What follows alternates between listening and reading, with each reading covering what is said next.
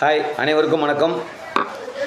நேற்று முன்தினம் நமது திண்டுக்கல் மாவட்டத்தைச் சேர்ந்த ஊரக உள்ளாட்சித்துறை அமைச்சர், திமுகவை சேர்ந்த துணை பொதுச் செயலாளர் ஐ பெரியசாமி அவர்கள், ஆத்தூர் தொகுதி எம்எல்ஏ அவர்கள் ஒரு விஷயம் சொல்லியிருக்காரு.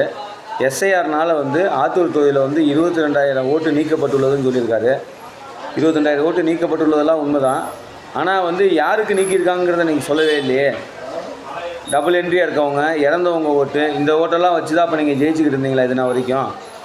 அப்படி நீங்கள் இருக்கவங்களுக்கு 22,000 ஓட்டை எஸ்ஐஆர் மூலம் நீக்கியிருக்காங்கன்னா அதில் 10 பேர்த்த வச்சு நீங்கள் பேட்டி கொடுக்க வச்சுருக்கலாம்ல, எங்கள் ஓட்டெலாம் நீக்கிட்டாங்கன்னு.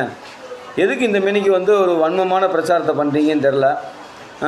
ஒரு எஸ்ஐஆருங்கிறது அதில் இருக்கக்கூடிய ஒரு ஒழுங்குமுறை நடவடிக்கை தான். எவ்வளோ ஓட்டு ஒவ்வொரு தொகுதியிலையும் டபுள் என்ட்ரி இருக்குது, இறந்தவங்க ஓட்டு இருக்குது, இதெல்லாம் நீக்காமல் பல வருஷமாக இருக்குது. யூஸ்வலாக 10 வருஷத்துக்கு ஒருக்க பண்ணுற விஷயந்தான் இது உங்களுக்கே தெரியும். இதில் கூட ஒரு கேவலமான அரசியல் பண்ண நினைக்கிறீங்க.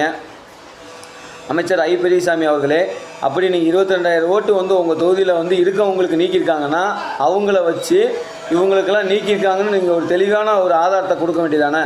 எந்த ஒரு ஆதாரமும் இல்லாமல் மத்திய அரசு மீது குற்றம் சாட்ட வேண்டியது திமுகவுக்கு இதே பொழப்பாக போச்சு.